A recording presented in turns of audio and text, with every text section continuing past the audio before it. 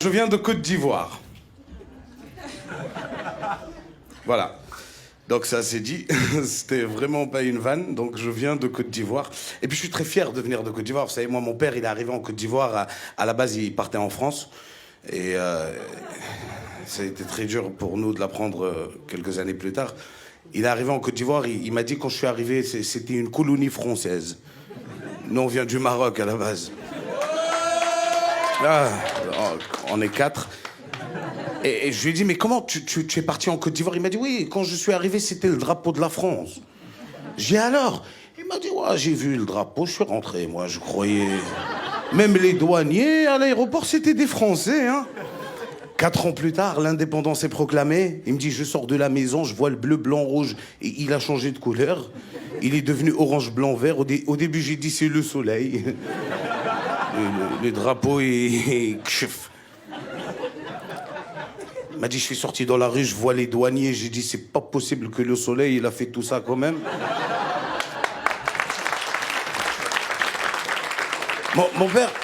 Mon père m'a dit qu'on lui a proposé en 1960 la nationalité française et la nationalité ivoirienne, mesdames et messieurs. Il a choisi la nationalité ivoirienne. J'ai demandé à ma mère pourquoi il a fait ça. Elle m'a dit, je crois qu'il avait pas très bien compris la question.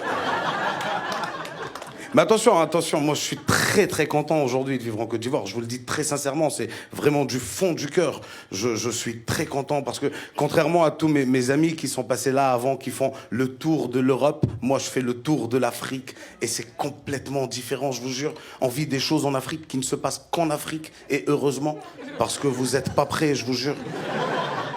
J'ai joué au Cameroun il n'y a pas très longtemps. Est-ce qu'il y a des Camerounais ce soir? J'adore Bruxelles. J'ai joué au Cameroun il n'y a pas très longtemps, je te jure. Les Camerounais, ils sont magnifiques, ils sont expressifs. Tu joues au Cameroun, le public, il parle avec toi. Je suis en train de faire mon spectacle, et à un moment, il y a un gars qui s'est levé de sa chaise, il m'a dit « Voilà, tu as raison. J'ai moi-même vécu la même situation, d'ailleurs, je vais vous raconter. » Pourquoi tu fais ça? C'est mon spectacle. Je suis allé jouer au Congo, mesdames et messieurs, j'adore. Ouais, il y a que ça en Belgique, c'est incroyable, hein. J'adore les Congolais. Pourquoi les Congolais, vous mettez I à la place de U et U à la place de I? Non, mais c'est vrai, vous savez dire les deux, quoi. Mettez chacun à sa place. Je suis arrivé, il m'a dit hey, ne passez pas par là-bas, c'est un sens inuque. Mais change ça.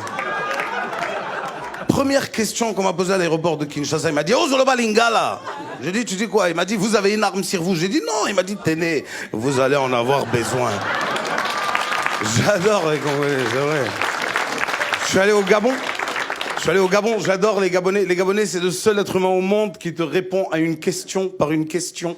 Peu importe, tu dis au Gabonais, il est quelle heure? Il te dit, quelle heure tu veux qu'il soit? J'ai dit à un Gabonais, pourquoi quand on vous pose une question, vous répondez par une question? Il m'a dit, qui t'a dit ça? J'ai abandonné. Moi, je viens de Côte d'Ivoire. La Côte d'Ivoire est très différente de tous les pays d'Europe que j'ai pu visiter. Je le dis parce qu'il n'y a pas très longtemps, j'étais à Paris. Mon téléphone a sonné. J'ai dit oui, allô chérie. Le taxi, j'étais dans un taxi. Il a compris que j'allais parler avec ma femme. Il a mis des boules quies dans ses oreilles pour pas écouter ma conversation. Je vous jure. Ça s'appelle avoir de la discrétion. J'étais à Abidjan. J'ai dit oui, allô chérie. Le taxi, il a baissé le son de la musique. Non seulement il écoute ta conversation, mieux, il participe à ta conversation. J'ai dit, ah, tu rentres pas tout de suite. Tu rentres à quelle heure? 23h, tu fais quoi? Tu classes des dossiers, il était à côté, il m'a dit, un mois. J'ai dit, pardon, il m'a dit, un mois. On classe pas les dossiers jusqu'à 23h, mon petit. C'est toi qu'elle a classé. Elle est avec son dossier. C'est des fous, je te jure. J'ai tourné, je suis sorti du continent africain, maintenant je joue en Europe. Je suis allé à Londres il n'y a pas très longtemps, c'est magnifique. Je sais pas si vous connaissez, j'ai adoré Londres, l'aéroport, parce que j'ai pas eu la chance de rentrer totalement dans Londres. Ça s'est pas très bien passé à l'aéroport. Je suis arrivé, j'ai mis mon sac dans le scanner à bagages, il m'a dit, please mister, we won't check the bag. Il voulait fouiller mon sac. Bon, moi, tu vois, j'ai vu 2 personnes qui sont passées avant, tu n'as pas check the bag. Bon, je me dis, ma barbe, elle a pas beaucoup joué en ma faveur, donc je lui ai dit, you can can check it. But don't worry, you will not find any bomb inside. Ça veut juste dire il n'y a pas de bombe. Mais lui, il n'a pas entendu la phrase. Il a entendu bombe. Il a fait 2 pas en arrière. We've got a situation. Je lui ai dit, wow, it's a joke, I'm comedian. Il m'a dit, you can't joke with that, mister. Et là, il y a mon côté ivoirien qui est remonté. J'ai dit, hey, faut pas crier sur moi, hein, tu es malade? Il m'a dit, you can't joke with terrorism. Il y avait 40 personnes autour, ils ont fait terrorist, oh my God. Ils m'ont fait rentrer dans une pièce. Il y avait une télé qui me filmait, BFM TV, je sais pas si vous connaissez. C'est les chargés de com de Daesh. Ils m'ont fait rentrer. Ils m'ont fait rentrer dans une pièce et là, il m'a dit « Why ?» Je lui ai dit « Ouais ». Il m'a dit « Why ?» J'ai dit « Ouais ». Il m'a dit « Why did you say it ?» Parce qu'il n'a pas le droit de dire bombe. Donc moi, je m'amusais. Je lui ai dit « What did I say ?» Il m'a dit « Stop that shit now !» Et là, j'ai été énervé. Je lui ai dit « I didn't say anything. I only say there is not any fucking bomb inside. » On m'a électrocuté. Je me suis réveillé dans l'avion, direction la Côte d'Ivoire. Comment j'ai su que je partais en Côte d'Ivoire? C'est l'hôtesse de l'air quand elle m'a parlé. Elle m'a dit « Hey, tu es réveillé? Tu dormais là? Tu veux manger ?» Je me suis rendormi direct. Je suis arrivé en Côte d'Ivoire, mesdames et messieurs, fatigué, énervé. Le policier qui me voit, il me dit « Hey, petit, il y a quoi dans tes bagages ?» Toute la rage que j'avais accumulée à Londres, je l'ai versée sur lui. Je lui ai dit « Non, faut fouiller. » Faut fouiller!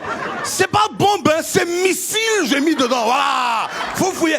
Tu connais Kalash? Il y en a. Faut fouiller. Tu connais bombe nucléaire? Il y en a. J'ai ça dans ma valise, oui, il va faire péter la Côte d'Ivoire. Tu connais Kim Jong-il? Lui-même, il est dedans. Il est comme ça. Faut fouiller. Hey, je te jure, il m'a regardé comme ça 3 secondes et il m'a fait... Tu es trop bête. Suivant. On n'a pas peur, nous. Nous, quand la grippe aviaire elle est arrivée en Côte d'Ivoire, c'est là qu'on a mangé poulet. On dit, il y a quoi dans grippe aviaire? Ils veulent pas qu'on mange poulet. Nous, on veut voir clair. Quand on nous a dit, faites attention, il y a la vache folle. Ça, on a dit, faut aller demander à la vache qui a rendu ça folle. C'est nous.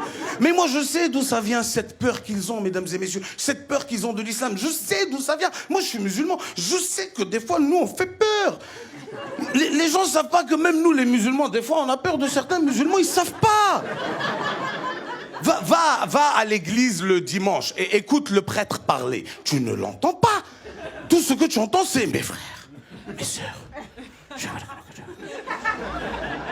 Car Jésus a dit... Soyez bénis. C'est doux. Va chez nous, à la mosquée. On fait peur, surtout là où je viens, moi. Moi, j'étais à la mosquée au Mali, mais j'ai eu peur. Il nous a dit, le imam, « Et je vous dis, je vous répète, ah, tu as mis du gel sur tes cheveux. Il est à Jahannam. » Pourquoi tu fais ça? Tu fais peur. À un moment, il nous a expliqué, il nous a dit, vous croyez que ceux qui vont s'éclater aux États-Unis, là, c'est des musulmans? Non, non, non, non, non. On dit que l'islam est une religion qui fait peur. Moi, je fais peur. Non, non, non, non, non. Vous croyez que la foi, là, c'est quoi? C'est d'avoir une barbe? Non. J'ai une chèvre à la maison qui a une barbe. Est-elle musulmane? Je ne crois pas. Vous croyez que la foi, c'est d'avoir un foulard? Elvis Pisles, là, il mettait un foulard sur sa tête, mais il n'est pas musulman. La foi, mes frères, est dans le cœur. Et quand il a touché comme ça, il a remarqué que son portable a disparu.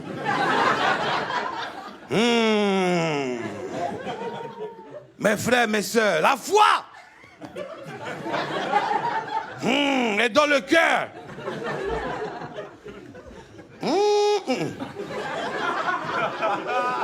Mes frères, mes sœurs, la foi.